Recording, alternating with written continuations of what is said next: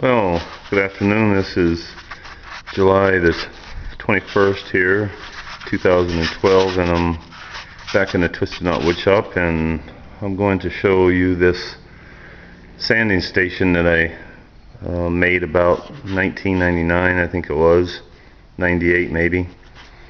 And besides sanding wood, it's with that disc there.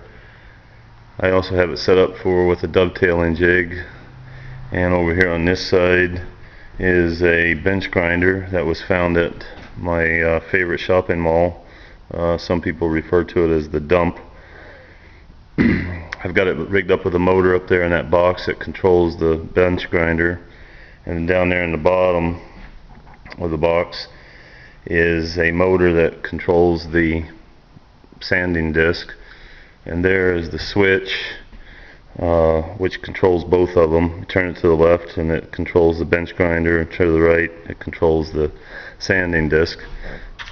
But I've modified this station to perform other duties besides sanding wood, and one of them is for sharpening chisels.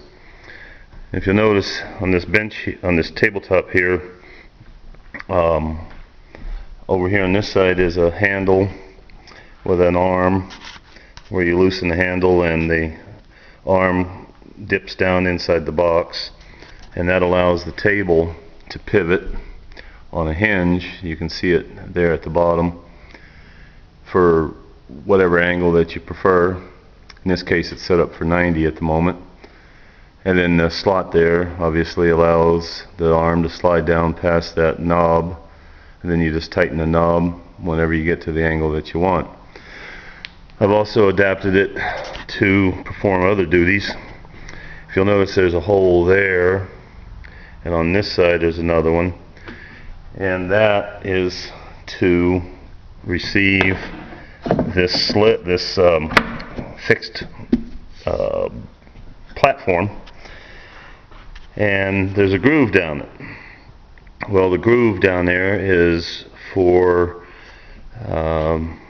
another portion of this little thing, which I refer to as being a sled, and that is this little item here. You can see it's got a glass knob.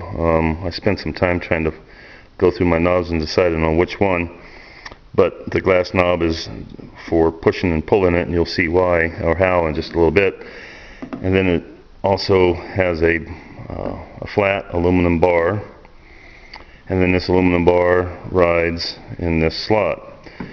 And then you can say, well, what does it do, Joe? Well, I don't know about the rest of you, but if you sharpen chisels like most other people, you'll use a bench grinder, and the bench grinder wheel will leave a little concave form of a shape, no matter how wide the chisel is, and that's fine. But what I did was come up with this little deal, and so the slot goes in the groove, and now I've got a linear motion happening here, and the virtue of the plate riding in that groove keeps it from moving this way, so it's straight linear. And once I get past center, then I push it through. Once it gets towards center, then I turn around and pull it back. Now I also have slots set up for various width chisels. As you can see, I've got 1.25 inch, 1 inch, 3/4, half, and 1/4. And the grooves are set at the appropriate angle. Some people go 25. In this case, I went 30. It seemed like fairly cross. Some people go less, some people go a little, not quite 30. But I found that this works nice.